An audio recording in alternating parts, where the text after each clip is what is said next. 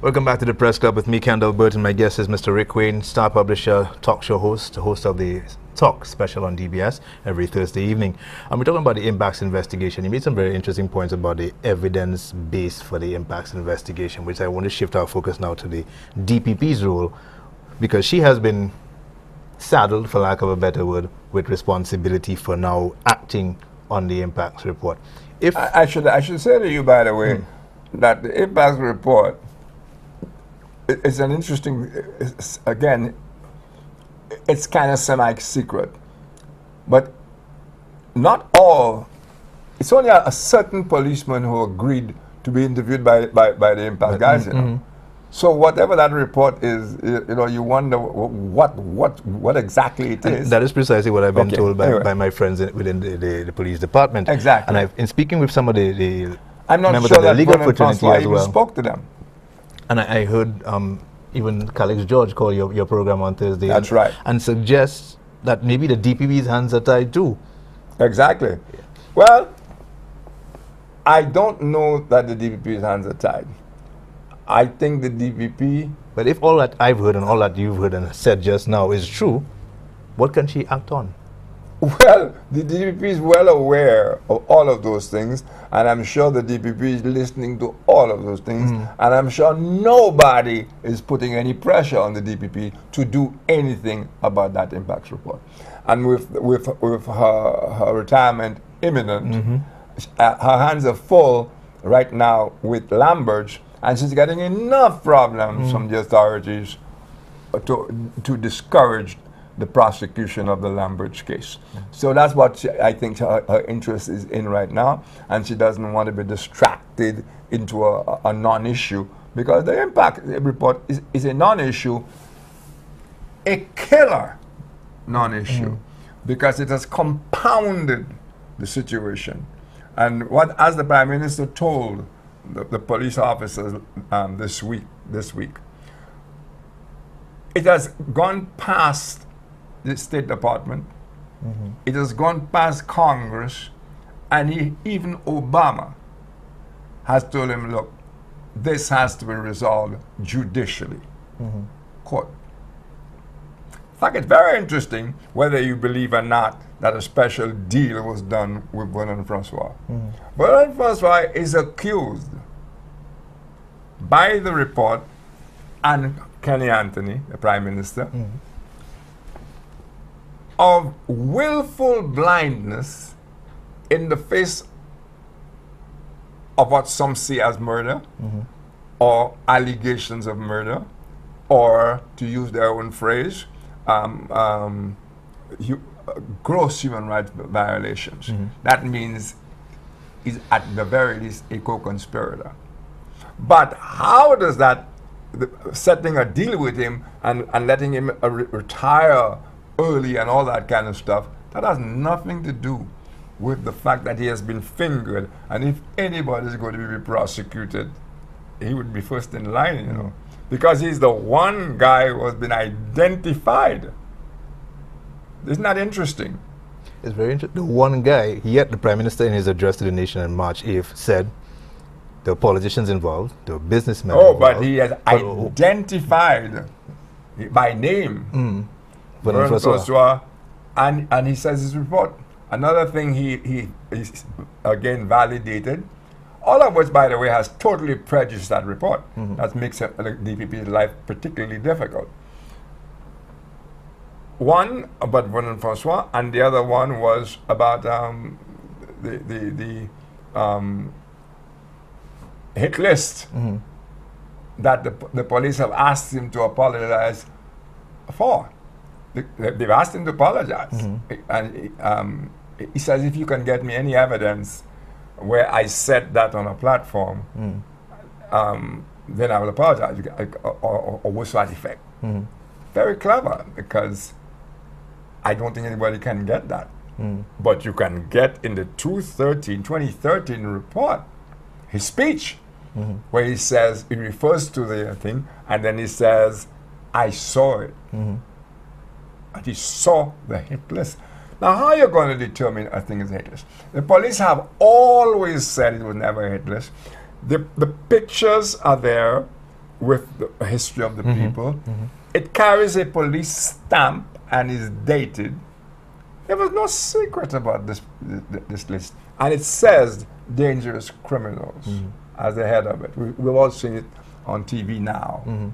So, in any event, how do you determine a list of names on pictures becomes a hit list unless you are part of the operation, of the wipeout operation, you know, or you have secret information?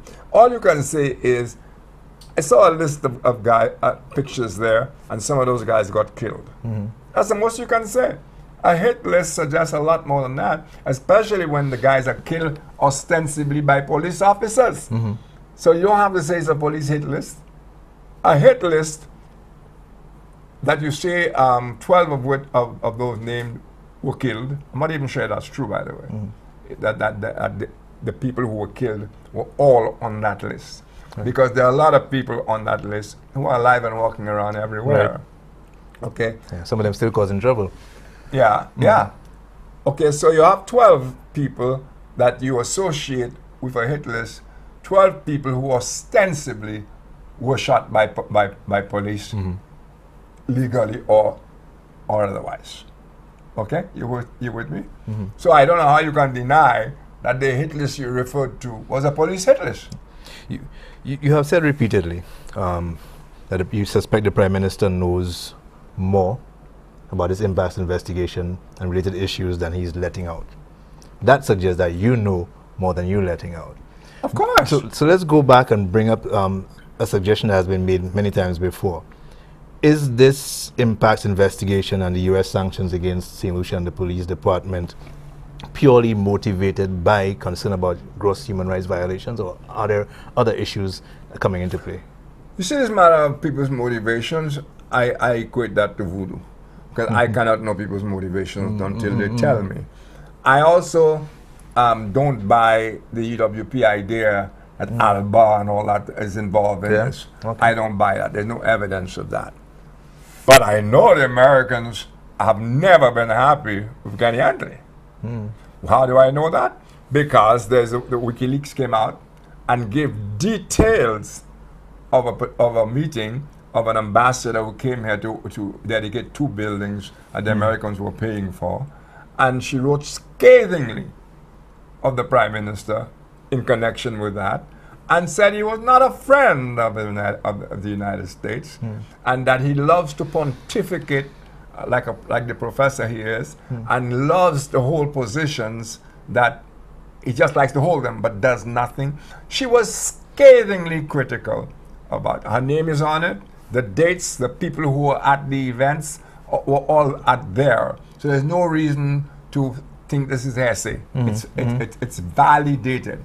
And in that document, it says, the ambassador says, Kenny Anthony is not a friend of the Americans. Now, people who are perhaps prejudiced against Kenny Anthony anyway will point to the fact that when Joe Biden came to what was Jamaica or Trinidad and Tobago, and all the prime ministers were there to meet him, he went to Cuba instead and sent Philip Pierre to shadow. Okay, Philip Pierre, you know. He, more than once he has snubbed the Americans. As far as that WikiLeaks report, again, even the ambassador was saying things he agreed to, he didn't do. Documents he was supposed to sign, he did not sign. He said, oh, I thought those had been signed, all that kind of stuff. So the Americans, and there are other WikiLeaks things indicative, indicating that the Americans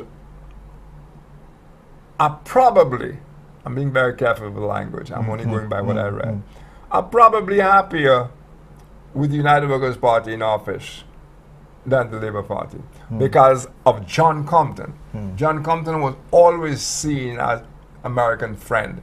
Now, I'm not saying that's good or bad, you know, because some of it I didn't like. John Compton's involvement and Eugenia Charles's involvement at the time of the Grenada Revolution with Reagan, I think that stinks. But that's America. And though I might not like the relationship they had with America always, Americans regarded those two leaders as friends, and they do not regard Kenny Anthony as anything but a leftist moving closer and closer to Iran and places like that. You know, and interestingly, people will point out that America is now trying to do things with Iran, and America is trying to do things with Cuba. But that's America. That's what America is. America's not going to go to war with Iran, but they will put sanctions against them. And that's what they've done with us, you know. Sanctions. We can't take sanctions. Iran can handle sanctions, sort of. Cuba took sanctions for years. We can't take sanctions. That's obvious. We can't take sanctions. So the people of the country should be concerned about Kenny Anthony's relationship, because he's now telling the police that because he's stuck, he may have to check out friends other than our traditional friends. Yeah. I think it's time for another break. Let's take that break. When we come back, our last segment, Mr. Wayne, the floor is open. Perhaps we can focus on some media issues before we leave. You just toss the questions and we'll be there. All right. You're watching the Press Cup. We'll be right back.